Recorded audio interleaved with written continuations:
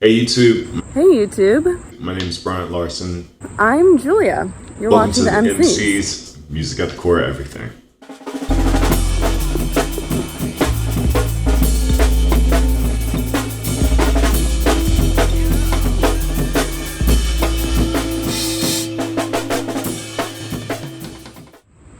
We like to pose questions that sort of, help us understand ourselves a bit better, as well as the world around us. We want to spark curiosity in things that you've never thought about before, or even with the things that you thought you knew, having you think about them in maybe a different way. So we decided to make a show that doesn't just find the answers, but tells the story and the meaning behind them, and from the perspective of musicians and artists.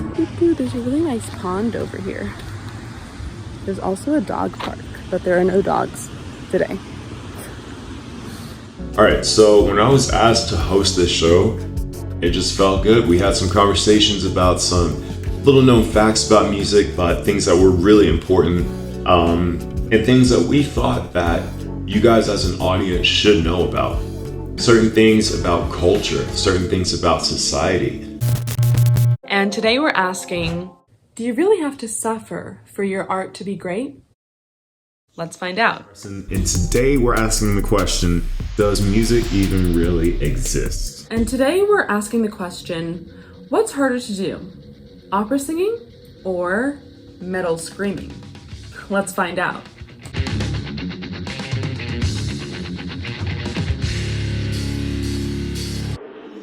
So, I'm an opera singer.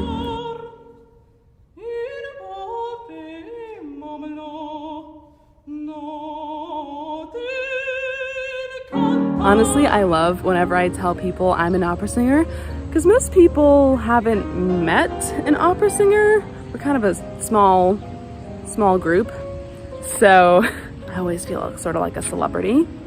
In terms of being a musician, I am a jazz sax player here in Atlanta. My primary instrument is the tenor sax. I am also a producer, engineer, studio musician, flautist, clarinetist, pianist.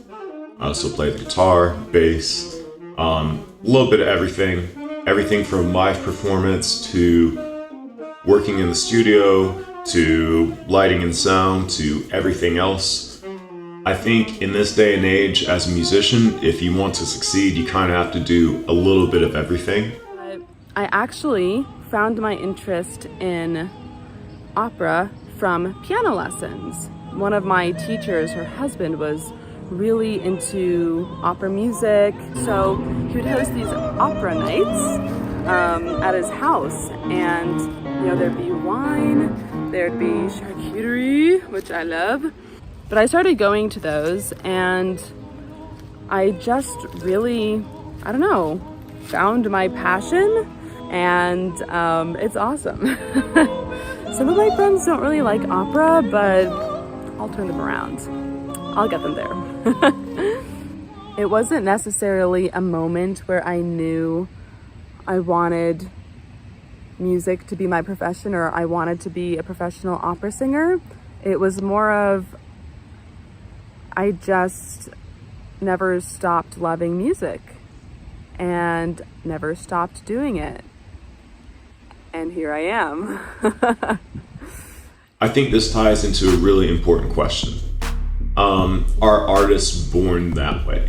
So my wife started touring with Beyonce when she was in her early 20s. She ended up working with Beyonce on the Beyonce Experience tour, and she performed and toured with Beyonce for much of her early artistic life. She comes from a background of no sheet music, no reading, no music theory, none of that. Everything is 100% by ear. She's completely self-taught, and she learned by listening to records of Ella Fitzgerald, of Stevie Wonder, of Ray Charles. She learned how to play piano by watching videos of Ray Charles and Stevie Wonder. And when she went to go try to play piano as a 3-year-old, she closed her eyes and moved her head kind of like this. because, I mean, her parents thought something was really wrong, right? But she thought that that was how you played piano. I think coming from that background, it's easy to think that you're born that way. You either got it or you don't got it. You're either blessed with a certain ability or you're not. Whatever you were given at birth, whatever level of affinity towards something that you were given at birth for anything is a gift. Talent, however, is however much time you mix with whatever gifting you had. In my background and in my upbringing, I had no level of musical gifting, I would say. I got really lucky in high school. I played alto sax and I always auditioned for, district and honor band and all state. I always did those auditions, always did really, really well, but I never quite made all state. My level of talent or time that I could put with it couldn't quite catch up with their gifting and their talent because they were putting time in with their gift. So my last year in high school, I got really lucky as a senior and I made All-State on tenor, which was something that I didn't really play. It was kind of a real secondary kind of thing for me. And from there, I ended up landing a scholarship to Michigan State and I ended up taking that. Luckily, I was able to go to Michigan State University and study at the very prestigious jazz program under the direction of Rodney Whitaker. And I was there for 2 years before I said, I've had enough. This is really not, it's not working out.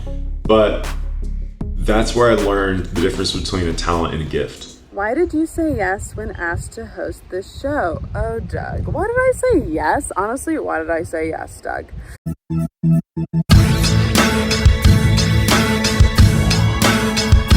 No, I'm joking. Yeah, honestly, I'll say our producer or director, Doug, was really convincing. And it was the way that he explained his vision for the show and what he wanted to do with it, the questions he wanted to ask, and the ideas he wanted to sort of uncover. It just sounded super intriguing. I'll say, like, whenever I'm hanging out with a bunch of musicians, we end up talking about these sorts of questions, and it's kind of cool to hear everybody's perspective. I think this channel is hopefully gonna be enlightening for some, or just really cool to watch, really cool to listen to get a musical or artistic perspective. So hopefully we'll see you guys in the next video, and especially in the comment section, because we love to hear what you guys think. So if you like this video, go ahead and leave a comment. If there's anything you'd like to kind of say, any questions you might have, go ahead and drop it in the comment section below. Hit that subscribe button, and I'll see you guys soon. Till next time. Thanks for watching. Bye.